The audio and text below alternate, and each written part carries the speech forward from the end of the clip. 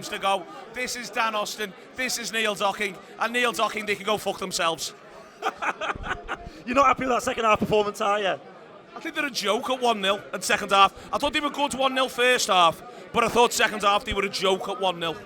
Yeah, from 60 to 80, it wasn't much fun. Oh, I'll bid you this, 49 to 84. Maybe. I was just saying off air, I think they've got West Ham. I can't believe they're 17th in the table. It's the quality of the league. Yeah, Paquetá, 3 years in a row. It's Dan Austin's point, but I'm getting in first. 3 years in a row, he's been the best player on the pitch when we played West Ham at Anfield.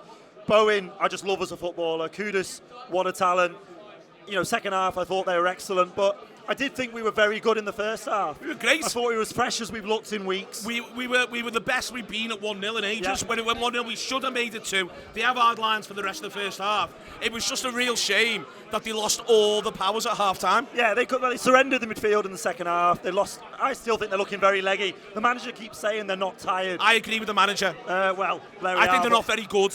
Well, we can maybe say so. And if it was 1-1, I'd be more inclined to agree with you. But I've got to say right now, when it goes 2-1, that is the best moment of the season at Anfield for me. What about the captain?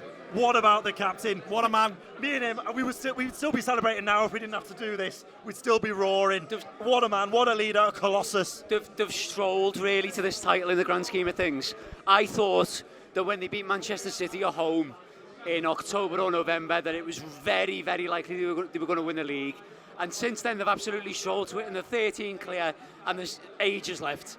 It's fine, it's done, it's whatever, and they won it fucking ages ago. Yep. But people wanted the big, exhilarating moment where it felt like they won it, and my God, that was that moment. And I've never been more in love with them, and I'm so pleased that they spent the whole second half giving as much encouragement to West Ham as possible. Even when it wasn't enough encouragement, they went, tell you what, we'll fucking put one in for you because we want this big moment. And then they were electric as soon as it kicked back up. They were electric. They could have scored 4 by the time Van Dijk had scored. It was amazing. And then they even threw in Robertson's goal and counted to 3, we'd have still won the game. And they even threw in the fucking full crook off the bar. The ball was in the air for 15 minutes. They hit the bar. Oh, I just thought it was such a rush. What I hated was, it went 2-1, and we went, all right, lads, have another go. All the best. Whatever you can do. But no, once the whistle had gone, I loved that because it's been a league title win that hasn't actually felt that lively, hasn't felt that energetic. It's let's control some games. We've got a big gap. Let's just manage the gap. Draws are fine. Even the odd losses, whatever. This was like, it felt like fucking life and death for the last 5 minutes in there then. And the reaction at the end from the crowd, from the players, everything, it felt like, yeah, we fucking won it, and we revel in it, and we get the thrill of it, not just the control. Loved it. I had Dan Austin. I'd have liked some control, by the way, but go on. Come on, I had Dan Austin on my back, and Craig Hannon was on his back. It was like some sort of fucking wrestling move. It was ridiculous. 3 men high at the back of the cop, and there's an old fellow in front of me who just had his hands over his ears because he just couldn't take any more screaming. I think I might have picked Eaton up and lashed him somewhere.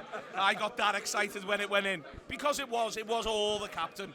It was the captain in all the ways in which he's the captain. It's probably a foul.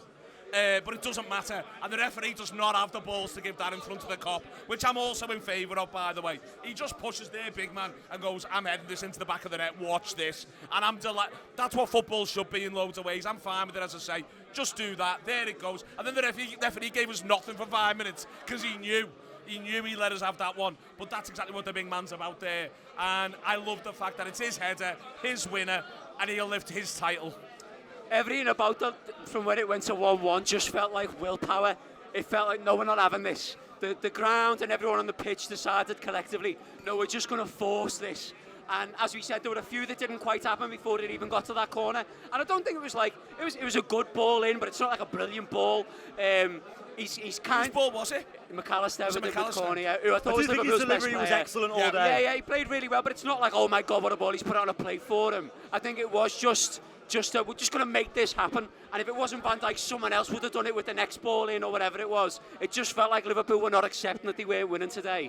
And that's a change of tone from maybe the past couple of games and stuff. But it was a tone of, no, we fucking dominated this and we're getting our moment today. We're getting the moment where we all get to look at each other and scream our heads off. YouTube, press the button, become a member of the Anfield Wrap from the heart of the city of Liverpool. the best way to enjoy all your Liverpool-based videos, everything you need, every single day. It is the Anfield Wrap.